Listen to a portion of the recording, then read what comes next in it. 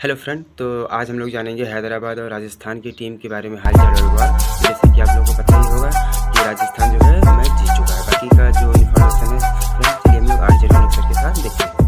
सैमसन मिजाज से इतने सिंपल हैं कि अगर पोस्ट मैच प्रेजेंटेशन न हो तो शायद आपको उनकी आवाज भी सुनने को न मिले। हमने आपको बताया था कि वो इतने सिंपल हैं कि इंटरनेट पे आप संजू सैमसन की कंट्रोवर्सी ढूंढने जाएंगे तो इंटरनेट डाउन हो जाता है। अरे बाबा, हमने ये भी आपको बताया था कि वो इतने सिंपल हैं कि उनके फैन शशि थरूर जब उनके बारे में ट्वीट करते हैं तो सिंपल इंग्लिश में ही करते हैं। कहने का मतलब ये है कि अगर अंग्रेजी की डिक्शनरी वाले सिंपल की मीनिंग संजू सैमसन लिख देना तो कोई दिक्कत नहीं है। लेकिन संजू सैमसन की सिंपलिसिटी सिर्फ मैदान के बाहर है। मैदान के अंदर तो संजू सैमसन जब बल्लेबाजी करते हैं तो उनके शॉट्स टिकट खरीद कर देखने वाले होते हैं। क्रिकेट की किताब का शायद ही कोई ऐसा शॉट हो जो संजू सैमसन को परफेक्शन से न खेलना आता हो। और ये बात अगर आपको किसी से पर्सनली पूछनी है तो कल जरा हैदराबाद के गेंदबाजों से पूछ लीजिएगा, वो अच्छे से बता देंगे। बेन स्टोक्स एक कंट्रोल सॉरी हुआ एक्चुअली ये कि हैदराबाद के कप्तान केन विलियमसन ने टॉस जीता और सबकी तरह गेंदबाजी तो ले ली, लेकिन उनकी टीम से गेंदबाजी करी नहीं किसी ने। जॉस बटलर हालांकि शुरू में ही आउट हो गए, लेकिन अंपायर ने भुवनेश्वर कुमार की उस गेंद को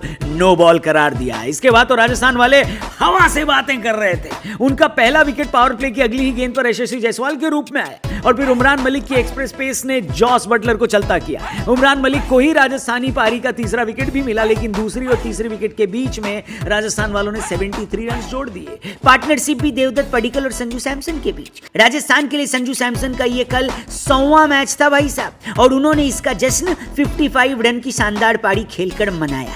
इस पारी में 5 छक्के शामिल थे और इनको मारने के साथ ही संजू सैमसन राजस्थान के लिए सबसे ज्यादा छक्के मारने वाले बल्लेबाज भी बन गए। संजू सैमसन ने बेसिकली कल हैदराबाद के बॉलर्स के साथ वही किया जो विल स्मिथ ने ऑस्कर के स्टेज पर क्रिस रॉक के साथ किया था, एक वन टाइट कंटा। जी हाँ, संजू के अलावा देवदत्त की 29 गेंदों में 41 रन की पारी और हिटमायर की 13 गेंदों में 32 रन की पारी ने राजस्थान को इस साल के अब तक के सबसे बड़े टोटल बोले तो 210 तक पहुंचा दिया, यानी गेम बदल डाला। बात करते हैं कल की। जी हाँ, कल मैं बुरी तरह गलत साबित हुआ। क्यों बउआ भाई? इसलिए क्योंकि मुझे लगा कि टारगेट बड़ा है और मैच रोमांचक होने वाला है। इसकी एक वजह थी कि चेज करने वाली टीम ज्यादातर मैचेस जीत रही थी और हैदराबाद ने अब तक बस एक बार 200 से ज्यादा का टारगेट चेज किया था, लेकिन किया तो राजस्थान के खिलाफ ही था ना भैया। लेकिन कल जितना वन साइडेड मैच हुआ ना बाबा, इतना वन साइडेड तो इंटरनेट पर लौंडों का प्यार और दिल्ली विधानसभा में चुनाव का रिजल्ट ही होता है। मतलब शायद हैदराबाद वालों ने स्कोरबोर्ड गलत पढ़ लिया। उनको लगा कि 211 नहीं बल्कि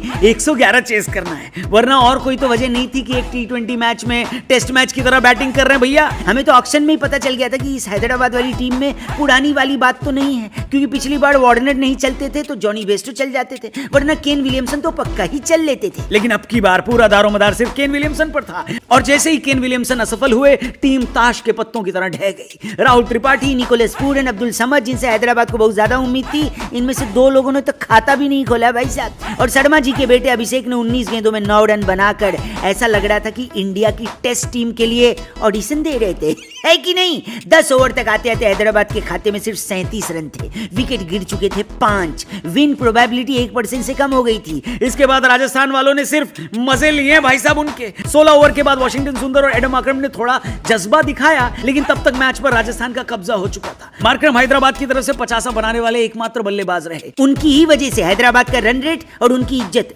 दोनों बच गए। लेकिन फिर राजस्थान वालों ने यह मैच 61 रन से जीत कर ये बता दिया कि टॉस जीतना ही मैच जीतना नहीं होता भैया। क्या समझे? चलिए, हैदराबाद तो हार गया।